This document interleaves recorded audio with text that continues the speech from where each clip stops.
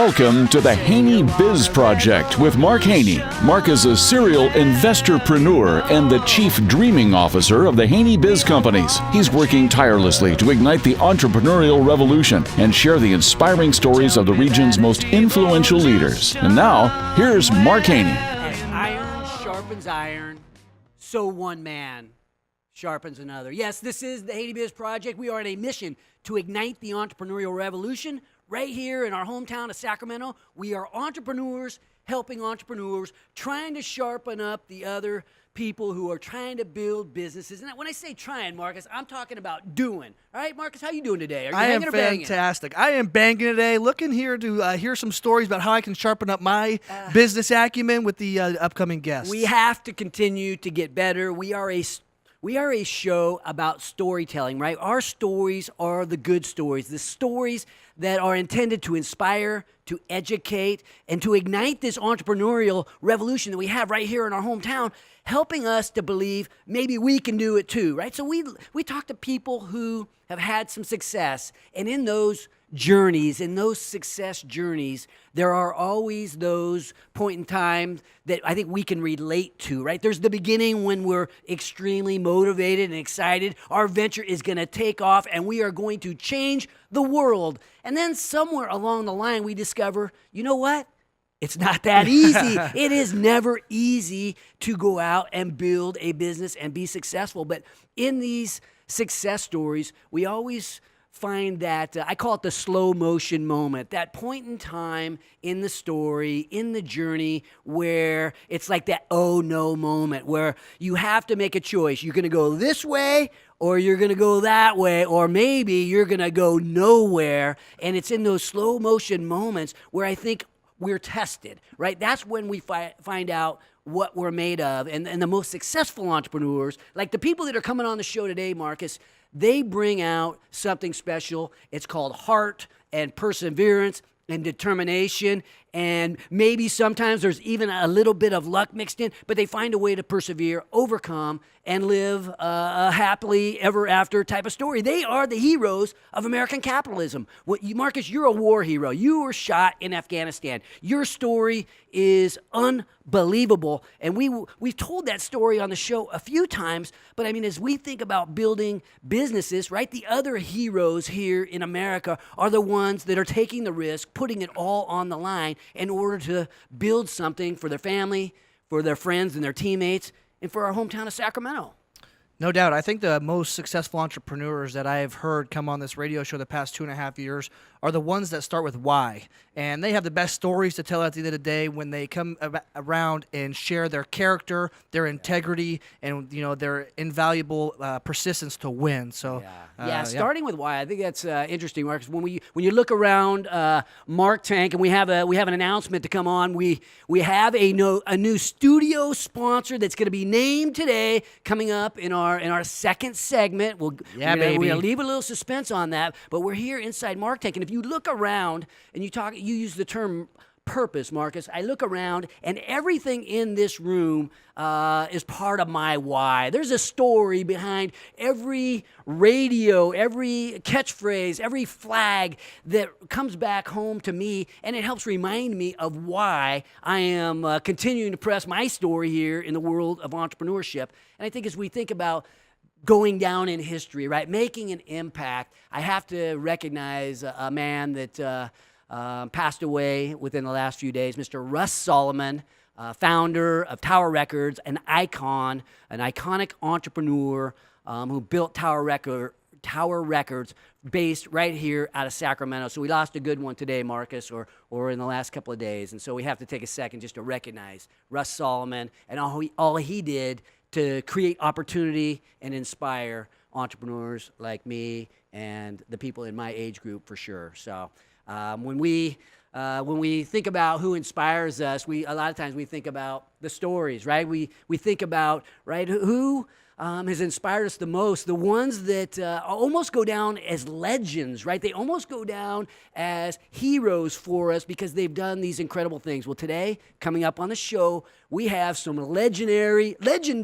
entrepreneurs, right? We know, Marcus, that the best way to learn is by getting in the game, getting up getting ourselves dirty, right? Figuring it out on our own. But the second best way to learn is by being around people who have actually been in the arena, been in the game, rolled up their sleeves, figured out how to win, and hopefully have got a story building in their lives that can be shared with the others. And we have two of those people coming up today, and of course, a Haney Biz legend that will share his story and how to actually tell stories here to help make your business grow a little bit. So later in the show, we're going to have Mr. Mito Eldon of Haney Biz. Just prior to that, we're going to have Jeff Joaquin. He's the co-founder of Marquee Media Solutions. But coming up after the break, we will meet media legend Cristina Mendonsa, the founder of Mendonsa Media. Join the revolution at HaneyBiz.com, courtesy of Stifel Financial. This is the Haney Biz Project.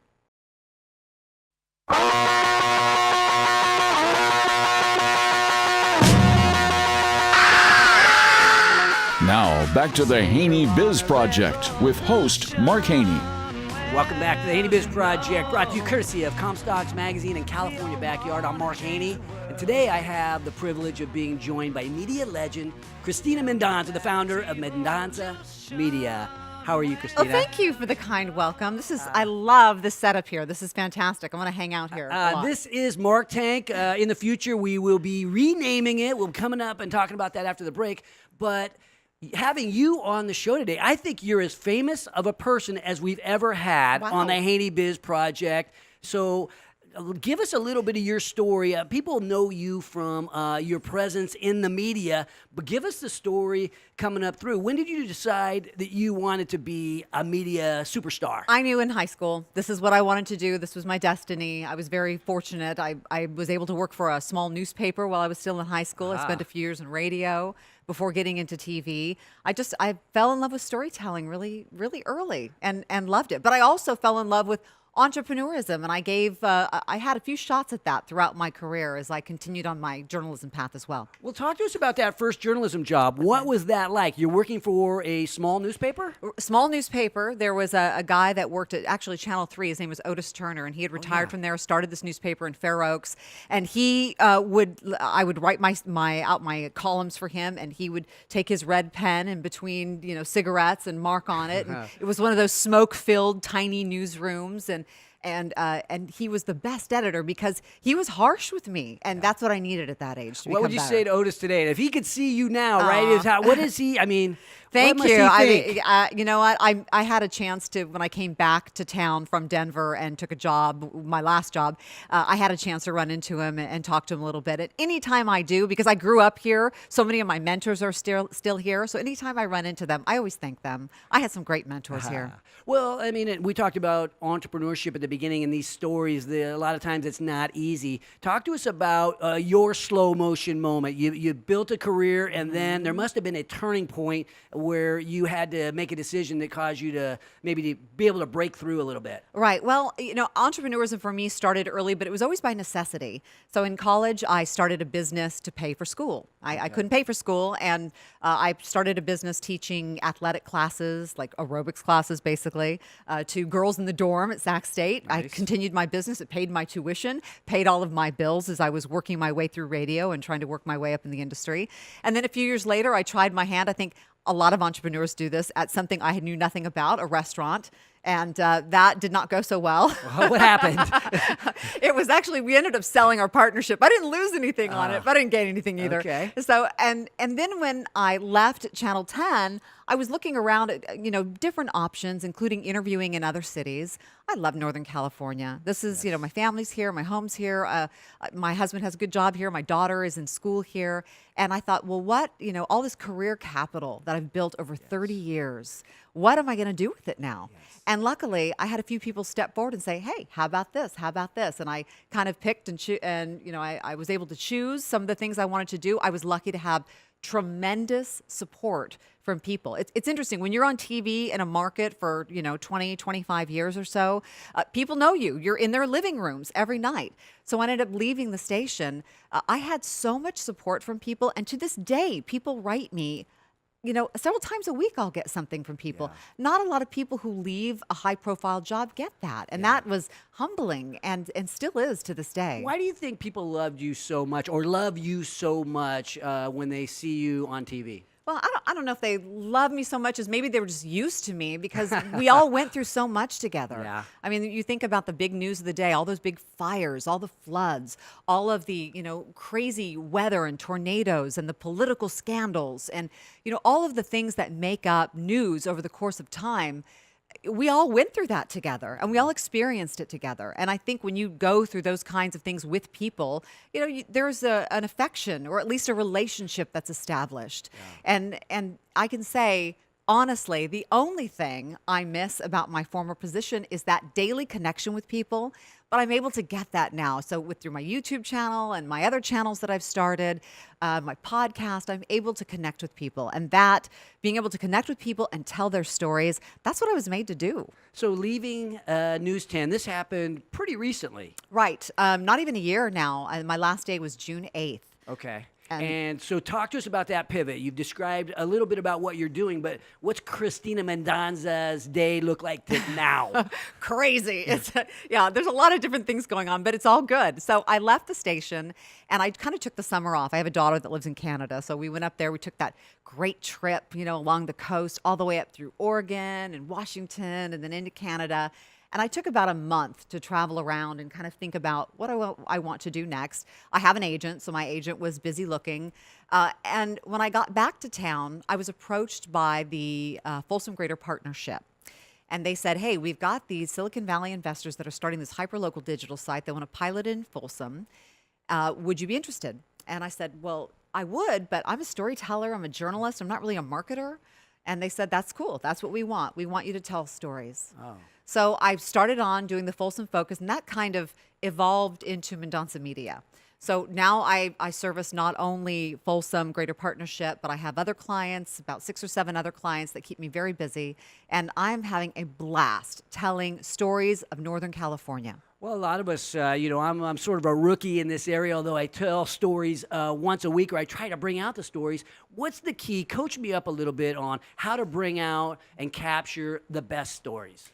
Well, people like hearing about people. So when I approach a story, I don't approach it as I'm going to cover this event or I'm going to cover these particulars of this subject. I look at it as what is the person who can best tell that story, and I tell that story through them. So that's my way.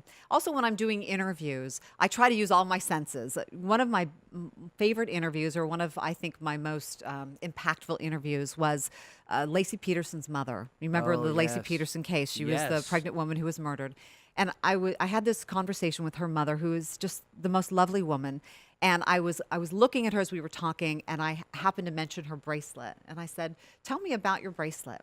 And it happened to be the very last gift that Laci had given her mother before she disappeared. And she said it was from her and the baby. And it was one of those moments that, my breath caught. I could tell my photographer's breath caught. And it was one of those impactful moments that really drove home what this story meant to Northern California and to this family. Yeah, bringing out the human element in such a tragedy. I think I can see why people would connect up to you as you go through that news together. And you think about the news today, right? It's when you turn on the news, a lot of times it probably makes you think, or it can make somebody think it's a lot of bad news out there, and maybe the world's not going in the right direction. What's your view in terms of Sacramento and California and where we're going? Well, I think there's a lot to be optimistic about. And there's a lot about the news that hasn't changed over the years, which is why I think sometimes news is struggling. I mean, they cover Black Friday pretty much the same day, after every Thanksgiving, and there's the first snowstorm where the person is up at the place they're going to be every single year. And there is some comfort in that, but there's also some repetition in that. So, but I do think there's a lot to be optimistic about when it comes to Sacramento in general and California in particular. Sacramento's growing so much, and I think the feel-good favorite time for me was during that whole thing with the Kings, where we didn't know if the Kings were going to leave, were they going to stay. We had this great thing at the station, this great slogan, "This is home," and a big rally, and it was a real feel-good moment, kind of a pivotal time, I think, for our city. So I think there's, you have to look for those optimistic, big stories, and you have to make sure that they get airtime because there's so much bad stuff that gets airtime every day. Well, and I think the Kings staying here, us finding because of the help of the media, I think, and because of the help of a few entrepreneurs who stepped up, Right. we kept the Kings here. And now that we've built this incredible Golden One Center, the most innovative center in the world, right? Look at all the entrepreneurial opportunities that are cropping up all around the downtown area. You have to see that. Absolutely. We have so many businesses that are coming in. The one caveat I will say is I fear that some of the mom and pop businesses will be driven out as we have all these big corporations rush into Sacramento because it's going to be a big, because it's becoming something bigger than it was. So I do really hope that the city leaders and that the regional leaders keep that character that makes this uniquely Sacramento. When I see companies, I always think of it as it's not a zero-sum game. When a local company has success, it's not necessarily taking it away from somebody else. It's actually creating other opportunity. And I feel like that's what happened with the Kings. Who's coming in that you feel like is maybe dominating right now that might be knocking down the small business? Well, I can only see it from the small business side, and I only have any insight into this because I had a daughter who played in a heavy metal band for a few years, and all of these small little venues that she was playing in throughout Sacramento started going out of business, right? So that's what the angle I saw it from. Yes. Is that all of a sudden, oh, you can't play there now? They went out of business. Bummer. Yes, You know, it so- is frustrating. And I think that's the purpose of this show is how do we, too many small businesses fail, especially in that startup mode. In that first, 3, 4, 5 years, the failure rate for small business is so high. But I Right. think in a community that cares about small business, that is inspiring the way we're attempting to do on this show, maybe a few less could go completely out of business. You look at your industry, for example, right?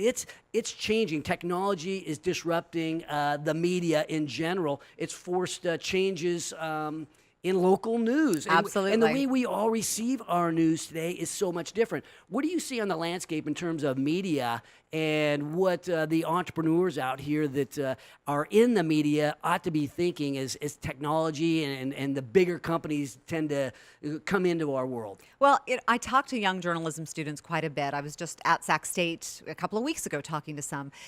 And sometimes they're a little downtrodden about the business, wondering, will there be a place for me when I graduate? And what I say is absolutely. There has never been a time where there are more platforms that need good content than right now. Now, the challenge is making sure that you get recognized and known and that people are able to find you. But they have the means of production now that I never had in college. There was no way for me to turn a story unless I could intern at a station and get a photographer to come with me and do it. You can create a media company from scratch with a cell phone and Right. and social media. You can put yourself in the business right now, like no cost. Right. I'm definitely an optimist when it comes to news and news of the future. Yes, the way we consume it is changing, and large companies are really having to pivot and try to figure out that next move. Is everything going to go over the top? Are we going to have, stations like we've had forever, or will there be only one or two in a market? But the fact is there are platforms coming online every day, and these platforms need good content. So we need good journalists or good producers to be making that content. Well, I have one last question because there's a lot of entrepreneurs now who are thinking, hey, I do have my cell phone or I have my camcorder and I'm good with electronics and I've got a little bit of a personality. Maybe I'm a little bit funny, or maybe I have high energy, or maybe I'm gifted in delivering a message. Just an advice to them on how to connect with their audience in order to have them help fall in love with you like you've obviously done over the years. Well, I think connect with people who you can mutually help each other. There have been a lot of people that I've connected with since I left the station in June that have helped me in ways that I never thought possible, and I try to help them when I can. So I think that you have to be supportive of each other because there's a lot of content that needs to be made. There are a lot of platforms. So I don't think people have to feel so competitive with each other. Like you said, it's not a zero-sum game. There's plenty available for everyone. So meet up with people, find mentors in the business you want to be in, and see if you can get on their podcast and vice versa and help each other in that way. Share each other's content. That's a good way. Cristina Mendonsa, I want to thank you for sharing your story. We got to know you a little bit better. Look forward to knowing you much better. And I think we can all take away from your last comment the power of with, right? With the advice of someone like Cristina, with the people in your entrepreneurial ecosystem, anything is possible. We can change the world. Thank you, Cristina. Thank you. And look forward to our next guest, actually, coming up after the break. We're going to meet Joaquin, the co-founder of Marquee Media Solutions. Join the revolution at HaneyBiz.com, courtesy of Audi Rockland. This is the Haney Biz Project.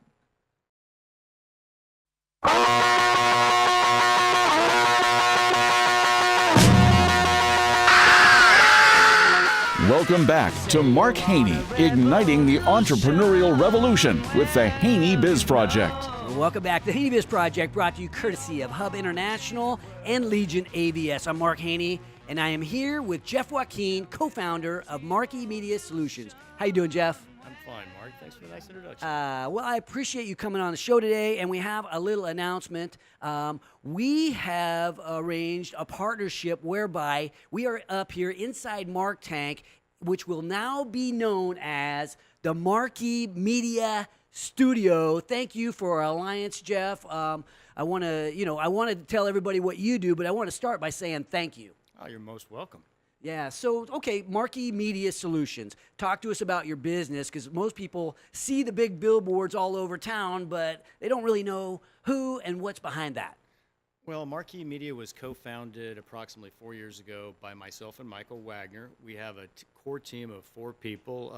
Josh and Christian do excellent artwork and all the programming and a lot of back office stuff for us. But we're outdoor advertising media. I don't want to use the word experts. We have a lot of experience in the business, over 30 years of experience now. Stints of managing offices in San Francisco, Chicago, Los Angeles, and Sacramento many years ago. So your business, though, is actually those billboards on the side of the road. Is that correct? That is correct. We have 2 at the Folsom Auto Mall and then 9 partnership with the Sacramento Kings. So when I'm driving down the road, tell me where, okay, so I can picture the ones at the Auto Mall, but where else am I going to see them? What freeways am I on?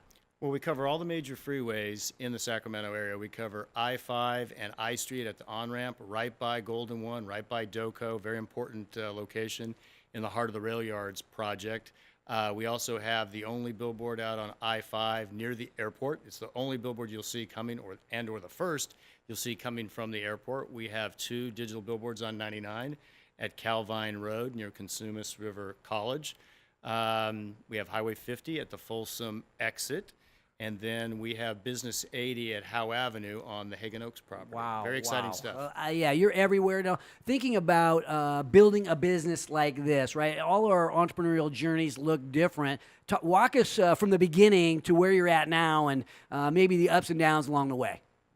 Well, there are a lot of ups and downs along the way. It was a very fluid process. Sometimes you always look for what's the catalyst that got you started. And for me, it was leaving a big outdoor company in Los Angeles and realizing at my age that I wanted to do something on my own. And when I first left Sacramento in 1993 to run an office in San Francisco and then Chicago and then down to LA, I always wanted to have my own billboard company here in Sacramento many years ago. And then you think, well, it's never possible. It's not going to happen. I'm happy working for a big company and just cashing a paycheck and having everything taken care of for me. And then you get to a certain point in life, and the time is now. And it was the catalyst to move back to Sacramento. I'd known Michael Wagener from about 6 years prior, where we did a joint venture when I created a media department at Westfield, and we built all the signage in the Roseville Galleria. And it was actually Michael that did it when he was at Clear Channel. So I remembered him as a great real estate guy and a great developer. So he was one of the first calls I made. And he was probably thought I was a little crazy, probably like, what are you thinking? This is a big step. You can't compete against the big guys. And it is not easy competing against the big guys for certain. There's a lot of high barriers to entry against with big media companies for a small company to break into. So Michael was the one that got all that going. He got it all going. What kind of barriers to entry are there on a business like Marquee? Well, a couple things. Billboards, you cannot build them just any place. So there was an existing billboard. It all started with Folsom, and we really thank our partnership with the Folsom Auto Mall. We or Michael negotiated a situation for us to buy an old, beat-up, ugly sign that was there that everybody laughed at and made fun of. We tore it down, and we built, we think, a very nice-looking sign. We give back to the city of Folsom with all their messaging. We have advertising for the Folsom Auto Mall, and then we run other stuff for Homemade, the Crocker Museum, and obviously it's all funded by the proceeds that come from selling advertising on the sign. The next part was much more difficult. It was a private RFP process with the Sacramento Kings for essentially what will amount to 12 billboards when it's done, 12 or 13 digital billboards faces. The RFP took about a year. It was a lot of back and forth. A lot of creativity went into it, which we can't really discuss because a lot of it's under a non-disclosure agreement with the Kings, and they are our partner, and we really value working with them. But essentially, a year-long RFP and about a year and a half to build these signs and get them through all the planning, all the engineering, and make it work. And you can't just build a sign on a freeway or anywhere in town. So it wasn't that easy, and it did help put us on the map. It helped really jumpstart our business. You had to get those first couple contracts, and it sounds like Michael was key. Now, you're here on the show sharing the story. How come Michael didn't come on here? What happened? How'd you get the limelight? Well, I think sellers are storytellers, or he might say sellers are tellers, and I like to talk a lot. It could be that simple. It could be that he's bashful, but I think he's very prideful and doesn't want to give away any of our trade secrets. Right. And some of them are real simple from a sales and marketing standpoint, but how you facilitate what he was able to do with getting these signs permitted, winning the RFP, it's not easy. Yeah, there's only so many of these signs to go around, and once you have the lockup, you really are sitting in a good position. But then you have to get somebody to agree to tell their story on the sign, right? Somebody has to advertise on these signs. Talk to us about that piece. That's very, very correct. So in having over 25 years in the business, I went to all my key contacts and told them what we were doing. At first, they didn't believe, and because they know it's difficult. So they said, "Oh, call me or email me when they're done. Send me pictures when they're done." When Folsom was finally done, we made believers out of people. It was a proof of concept, if you will. Granted, 2 billboards in Sacramento was hard to get the attention of some of the big, car companies and movie studios across the country. They said, well, 2, we'll just buy the big guys. It'll be easier. However, when we won the Sacramento Kings contract, all of a sudden we made believers out of people. It was, I wouldn't say it was necessarily David versus Goliath, but everybody was very surprised we were able to pull that off. And we took a different philosophy. We wanted to be, first to market when we got those done. And our belief was it's not the big that eat the small, it's the fast that eat the slow. And we're pretty fast. So and maybe Michael, it was an advantage being David. I think so. We definitely believe that. We like being nimble. We like being small. We like being able to just sit in a room over coffee, lunch, or a beer and make a decision. And we don't have to go to a board of directors. We are the board of directors. And if it makes good sense to us, if it makes good sense to Sacramento, we do it. Yeah. Well, thinking about these stories, right? If I'm driving down the road and I see an ad, recently I saw something about a Sac State ad where, and I don't know if that was one of your billboards or not, but somebody had posted it on social media. It was a Sac State ad, and it had the guy that made the new movie, the Black Panther, right? And he was promoting Sac State. I think it might have been a Sac State billboard. But on yours, you're driving on the freeway at 50, 60 miles an hour. I mean, how much time do you have to share your message? Well, that's a great question. And a lot of people ask that, and people are concerned about that sometimes with the digital billboard and having 8 ads. An ad comes up every 8 seconds. It's a static ad, not a moving ad, of course, because that's against the law. But in Sacramento freeways and other major metropolitan areas, if you're on Business 80 around Hagen Oaks, if you're, just imagine, I-5 and I Street, I-5 and J Street, you're at that on-ramp getting on the bridge to go on I-5, it's bumper-to-bumper traffic. Sometimes you have a couple minutes of dwell time. Generally speaking, people are seeing 3 ads in a cycle, but in commuter time, they're seeing all 8 ads. Wow. So you can tell a story. So how do you tell the story, though? Because it's a picture. How do you capture a moment with one shot, with one photo? Well, that's another great question, and that is really a creative question. The content is king when it comes to that. We have great locations, and Michael built great signs, beautiful signs close to the freeway, best positions in the market. We don't have as many as everybody else, but we do strongly believe they're the best. So some of the things we've done, whether it's an ad for a movie that we get provided for, whether it's Jumanji or whether it's the 1517 to Paris, Clint Eastwood movie about the Sacramento heroes. We had that advertised here, and you run it with enough repetition where people will see it over a week period or a 30-day period.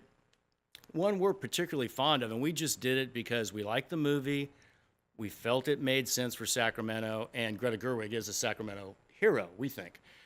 We ran a lot of ads for her, touting things originally. Congratulations on your 5 global Golden Globes nominations. Then it was key Hollywood figures feel Greta Gerwig is deserving of an Oscar nomination. Well, guess what? She got 5. Yes. Unfortunately, she didn't win, but she's still a hero. She still helps put Sacramento on the map, and she was only the 5th woman nominated for an Oscar. So our local team created those ads, and it was the last one we've got running still to this day. I don't know when it's going to go dark, but we're running one. Sacramento. It's got a picture of the actress, and it says, "Sacramento proud.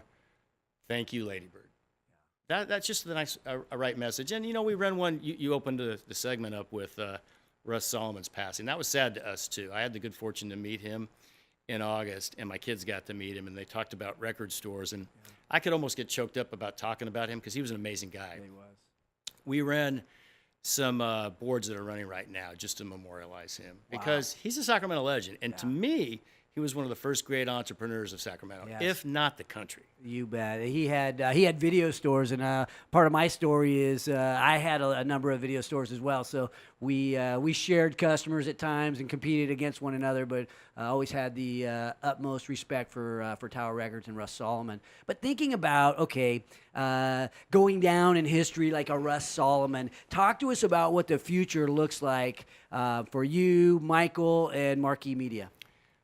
Well, we want to stay focused as a California company. We want to stay focused as a Sacramento company first, but we are looking at expansion opportunities in key California cities.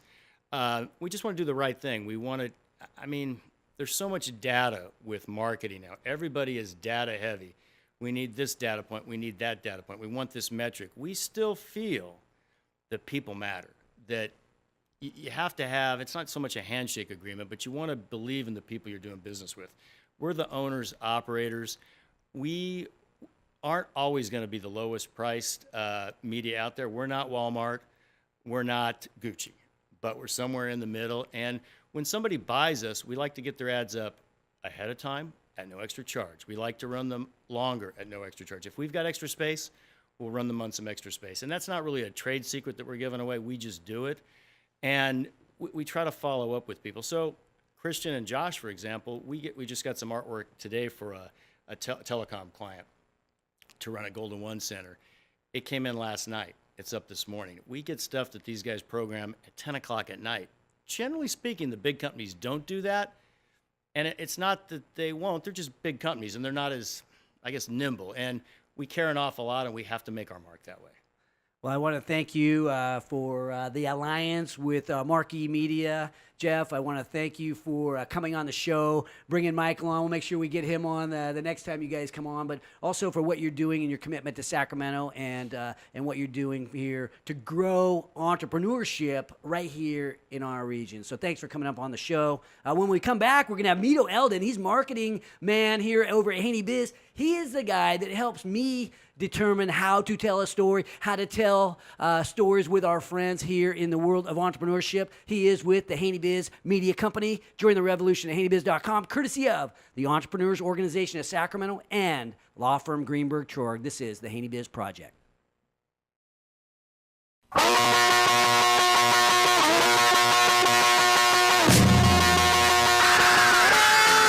And now, back to the Haney Biz Project with investorpreneur Mark Haney, coming to you from the Marquee Media Studio. Welcome back to the Haney Biz Project, brought to you courtesy of accounting firm Clifton Larson Allen. I'm Mark Haney, and I'm joined by my main man, Mito Eldon. He runs Haney Biz Marketing, and we are helping share stories of businesses in order to help them grow their business. So before we get into that, Mito, talk to us about who is Mito Eldon, right? You have this huge background in marketing. Yeah, well, I have lots of experience with marketing. Most recently here, we've been doing a lot of digital marketing, but previously we had a really successful sports team app. We got up to 50,000 users. All that was done with guerrilla marketing that we did that was kind of under the radar, but worked really well. And own a medical billing company with my wife. We have an office out in Rancho Cordova that does pretty well. So I'm pretty good at kind of figuring out like what a business needs in terms of marketing, whether it's kind of guerrilla stuff that you do, organically in the, just print stuff or even digital stuff. And aren't you like a Harvard guy, like a Harvard marketing guy? I do have a Harvard degree, yes. I got to surround myself with very smart people with a lot of creativity. But, I always thought I was the master storyteller. And then I met you. How do we help our clients build their stories and become, like I like to call it, a story brand? Yeah, well, I guess the first thing I want to say is when you kind of think about it, a really good video where you tell a story is an unfair competitive advantage. And the reason why that is it kind of goes back to how people are put together. We're social creatures. And what they actually found is that they did these studies and they actually found that when people had high levels of oxytocin, they were more willing to engage with other people. So they actually did this study. It was a Harvard study where they had people watch a story, emotionally driven story between a father and son. And afterward, they asked the participants to donate money. And they found that the people who had higher levels of oxytocin contributed more money.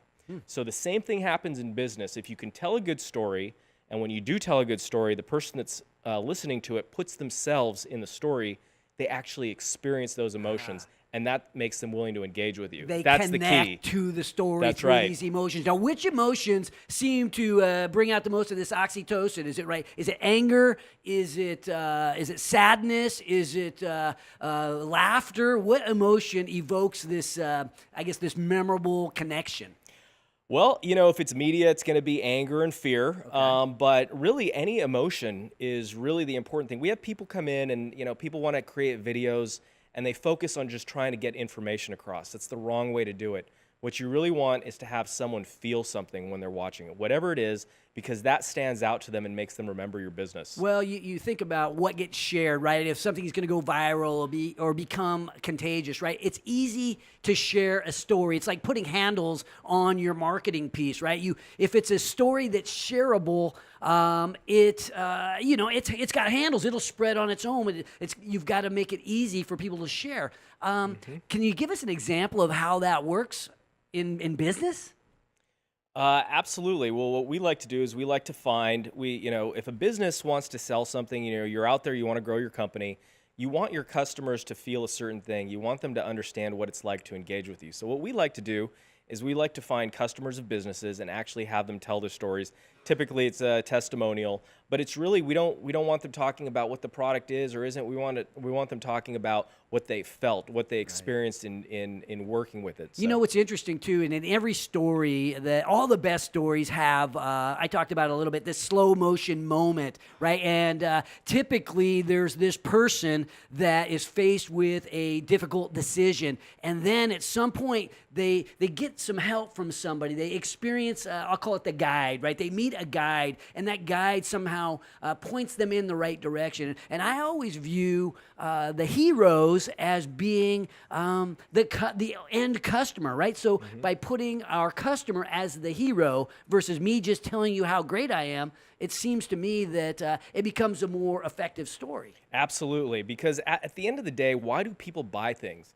Because they have a problem. They need something to be solved. They have an underlying need that hasn't been fulfilled.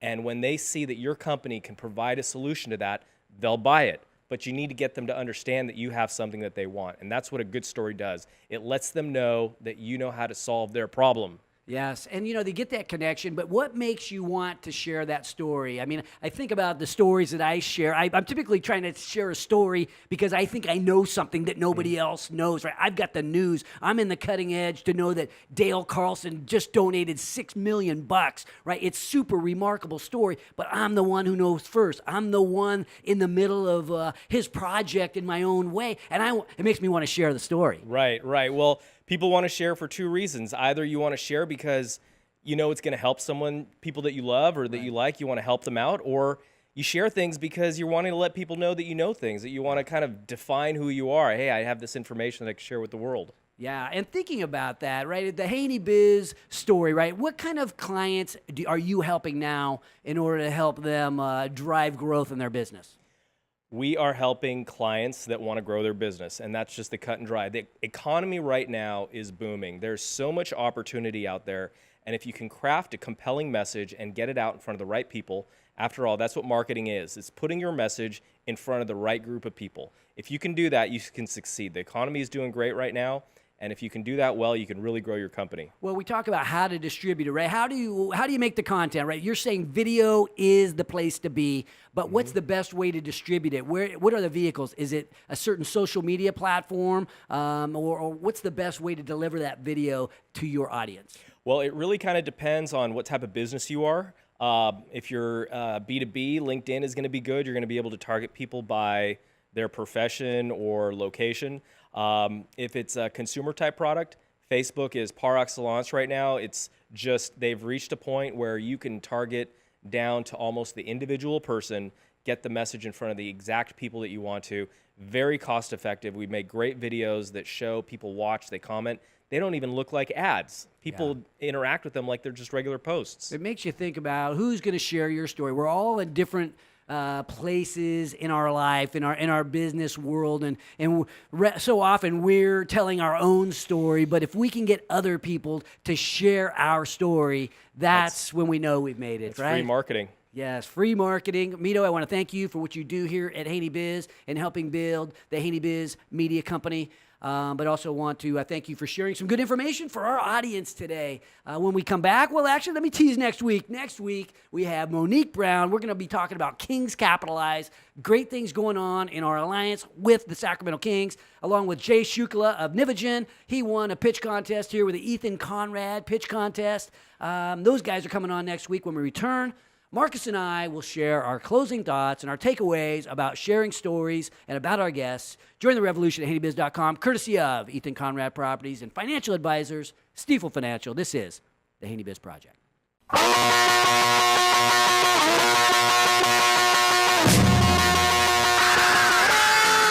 Welcome back to the Marquee Media Studio for Mark's takeaways from today's Haney Welcome Biz back to Project. Haney Biz Project, brought to you by Silver's HR and 5 Star Bank. I'm Mark Haney. I'm back here with Marcus Haney. Takeaways and closing thoughts, Marcus.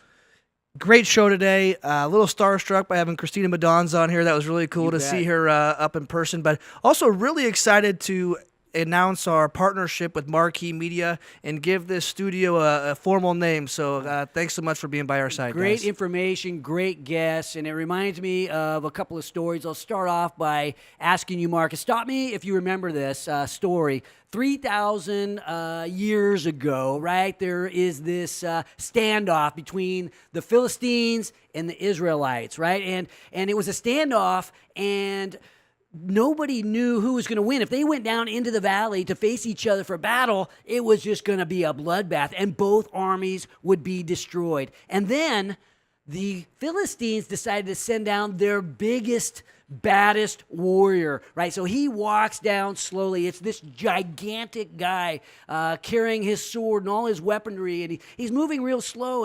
And the Israelites were sitting there on the other side going, Where's David? you heard the story? We heard that before. You know, David, the smaller guy, the underdog, he volunteered, raised his hand out of nowhere, and said, you know what, let me take a crack at this. And he decided to attack in a different way, in a more nimble way. And I thought that the way the Marquee Media team is operating against the giants, right, is so much different, right? They've attacked the bigger giants and figuring out a way to win. And I think the David and Goliath story, I mean, it's gotten shared so many times because it's inspiring, right? The good guy seems to win. The small guy, the underdog, ends up figuring out a way to win.